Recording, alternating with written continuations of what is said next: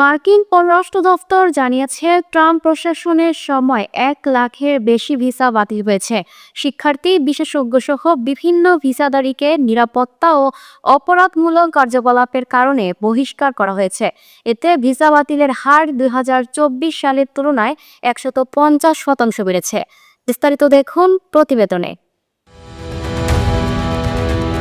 মার্কিন যুক্তরাষ্ট্রের পররাষ্ট্র দফতর জানিয়েছে, গত বছর প্রেসিডেন্ট ডোনাল্ড ট্রাম্প ক্ষমতায় আসার পর থেকে তারা 1 লাখেরও বেশি ভিসা বাতিল করেছে, কারণ তার প্রশাসন অভিবাসনের ওপর কঠোর ব্যবস্থা অব্যাহত রেখেছে।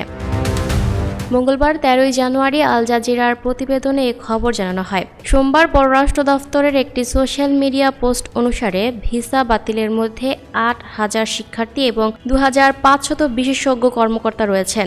এতে আরও বলা হয়, অপরাধমূলক কার্যকলাপের জন্য মার্কিন আইন প্রয়োগকারী সংস্থার সঙ্গে মুখোমুখি হওয়ার পর বেশিরভাগের ভিসা বাতিল করা হয়।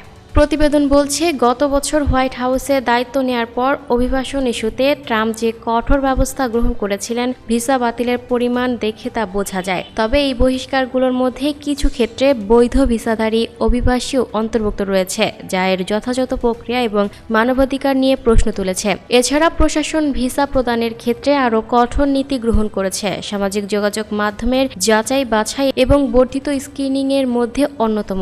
স্টেট ডিপার্টমেন্ট এক্সে তার পোস্টে বলেছে, যুক্তরাষ্ট্রকে নিরাপদ রাখতে আমরা এই গুন্ডাদের বহিষ্কার অব্যাহত রাখব।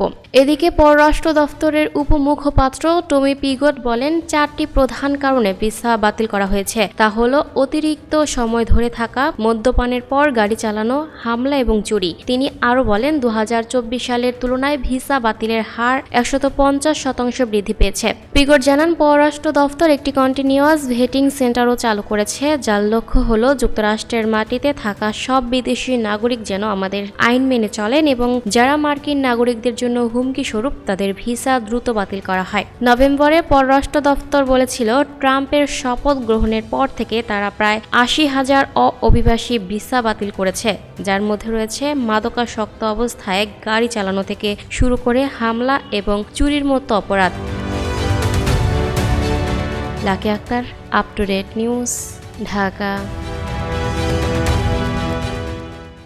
প্রিয় দর্শক, এই ছিল আপ টু ডেট নিউজের সর্বশেষ আপডেট। পরবর্তী আপডেট সবার আগে পেতে আপ টু ডেট নিউজের ফেসবুক পেজ এবং ইউটিউব চ্যানেলের সাথেই থাকুন।